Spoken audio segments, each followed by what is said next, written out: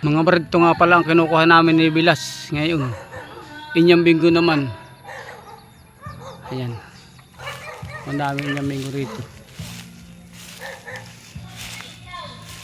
Nagkalat lang sila dito sa kuwan.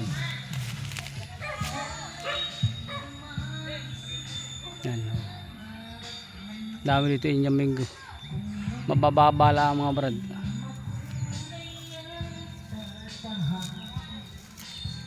Ano, ayos na Bilas? Kata. Kay Bilas isang puno na sa timba.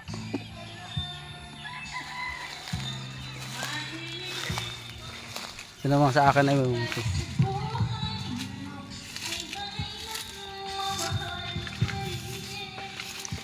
nasa uli na namin ni Bilas yung panungkit.